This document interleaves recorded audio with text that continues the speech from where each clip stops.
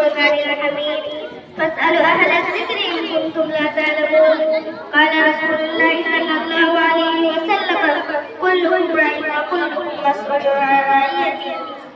ادب جو ہر نایاب ہے جس میں ہوتا ہے، ادب جو ہر نایاب ہے یہ جس میں ہوتا ہے، وہی پاتا ہے فیض شیخ اور بافیض ہوتا ہے.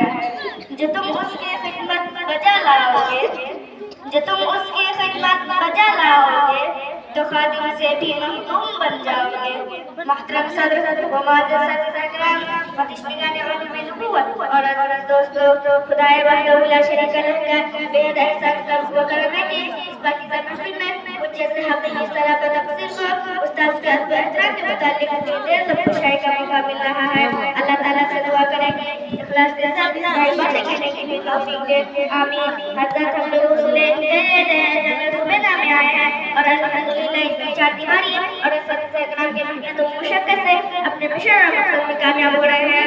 میرا دوست محترم، آج کے دور میں اس کے طلبہ میں اساتذہ اکرام کے ادب احترام کا جذبہ بہت کم ہو گیا ہے. یہ نہایت ہی افسوس کی بات ہے جبکہ قرآن کریم میں اللہ تعالیٰ نے ارشاد فرمایا فاسألوا اہل الذکر ان کنتم لا تعلمون. جس چیز کو تم نہیں جانتے اس کو اپنے اہل علم حضرات سے پوچھو. اللہ رب العزت نے اہل علم یعنی اساتذہ اکرام کی شان میں آیات نازل فرمائی ہے.